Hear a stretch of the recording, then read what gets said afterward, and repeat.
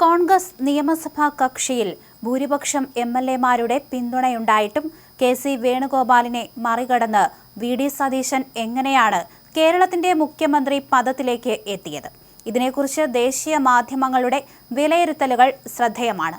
ഭൂരിപക്ഷം എംഎൽഎമാരും കെ.സി. വേണുഗോപാലിനെയാണ് പിന്തുണച്ചിരുന്നതെന്ന് കേരളത്തിന്റെ ചുമതലയുള്ള AICC general secretary Deepa Das Munshi തന്നെ പരസ്യമായി വെളിപ്പെടുത്തിയിരുന്നു.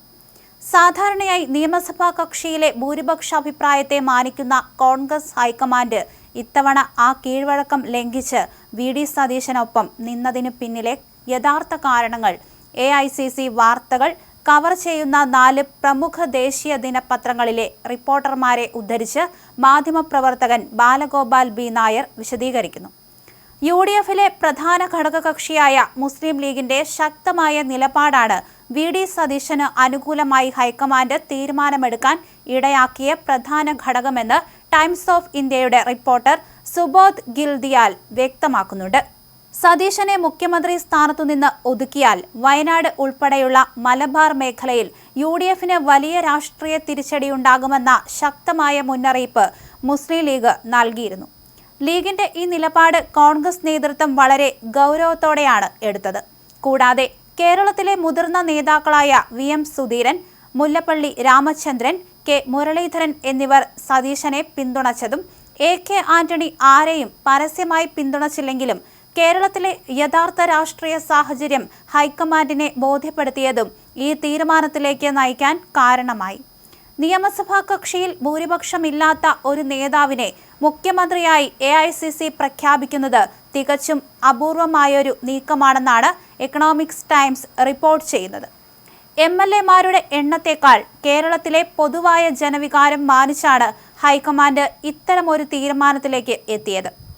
NSS, SNDP നേതൃത്വങ്ങളുമായി വി.ഡി. സതീശൻ പുലർത്തുന്ന അഭിപ്രായ ഭിന്നതകളും മുസ്ലിം ലീഗുമായുള്ള ബന്ധം കൂടുതൽ ശക്തമാക്കിയതും ജമാഅത്തെ ഇസ്ലാമിയുടെ കോൺഗ്രസ് പിന്തുണയെ സതീശൻ ശക്തമായി ന്യായീകരിച്ചതുമെല്ലാം പാർട്ടിയിൽ അദ്ദേഹത്തിന്റെ സ്ഥാനം ഉറപ്പിക്കാൻ സഹായകരമായെന്നാണ് ഈ പത്രം വിലയിരുത്തുന്നത്. കോൺഗ്രസിന്റെ സമീപകാല രാഷ്ട്രീയ ചരിത്രത്തിൽ ഇതുവരെ കണ്ടിട്ടില്ലാത്ത വിധത്തിലുള്ള അഭൂതപൂർവമായ തീരുമാനങ്ങളാണ് ഹൈക്കമാൻഡിന്റെ ഭാഗത്തുനിന്ന് ഉണ്ടായതെന്ന് ദി ഇന്ത്യൻ എക്സ്പ്രസ് പ്രതിനിധികളായ മനോജ് CG-യും ഷാജു ഫിലിപ്പും റിപ്പോർട്ട് ചെയ്യുന്നു. ഒരാഴ്ച മുമ്പ് കെ.സി. വേണുഗോപാലിന് മുഖ്യമന്ത്രി സ്ഥാനത്തേക്കുള്ള മത്സരത്തിന് അനുമതി നൽകിയത് മുതൽ ഒടുവിൽ വി.ഡി. സതീശനെ മുഖ്യമന്ത്രിയായി തെരഞ്ഞെടുത്തത് വരെയുള്ള സംഭവ വികാസങ്ങൾ തികച്ചും അപ്രതീക്ഷിതമായിരുന്നു. MLA-മാരുടെ അഭിപ്രായത്തിന് മുൻഗണന നൽകുന്ന ദീർഘകാല കീഴ്വഴക്കം ലംഘിക്കേണ്ടി വന്നതും സഖ്യകക്ഷികളുടെ സമ്മർദ്ദത്തിന് വഴിപ്പെടേണ്ടി വന്നതും പൊതുജനവികാരം കണക്കിലെടുത്തതുമെല്ലാം ഹൈക്കമാൻഡ് മുമ്പ് അഭിമുഖീകരിക്കാത്ത വഴിത്തിരിവുകളായിരുന്നു.